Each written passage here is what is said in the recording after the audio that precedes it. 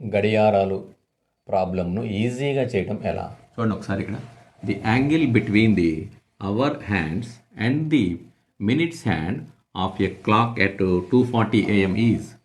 గడియారంలో సమయము 2:40 AM అయినప్పుడు గంటల ముళ్ళు మరియు నిమిషాల ముళ్ళు మధ్య ఏర్పడే కోణము ఎంత? చూడండి ఇదిగోండి. ఇప్పుడు ఇక్కడ 2:40 అయినప్పుడు ఈ రెండు ముళ్ళు మధ్య కోణం అంటే ఇది.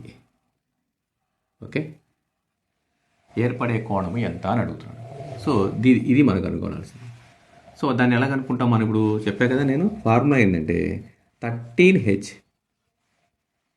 13H అంటే గంటలు మైనస్ 11/2 మినిట్స్.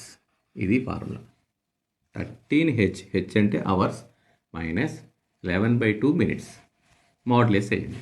13H అంటే ఇక్కడ మనకి 2 గంటలు మైనస్ 11/2 ఇంటూ మినిట్స్ ఎంత ఇచ్చాడు? 40 మినిట్స్. సో ఇక్కడ మనకి 60 మైనస్ ఇక్కడ చూడండి 2 టేబుల్ దీంట్లో 20 టైమ్స్ వేస్తే ఇక్కడ 220 220 డిగ్రీస్. అయితే ఇక్కడ మనం దీంట్లో నుంచి దీన్ని సబ్ట్రాక్షన్ చేస్తే 220లో నుంచి 60 తీసేస్తే ఎంత వస్తుందంటే -160 వస్తుంది. కానీ ఇక్కడ మైనస్లో అందుకే మోడ్లెస్ మైనస్ వాల్యూ ఉండడానికి మనకి ఆన్సర్ ఈజ్ 160 డిగ్రీస్. సో ఈ రెండు ముళ్ళ మధ్య కోణము 160 degrees. Option C. Answer is C.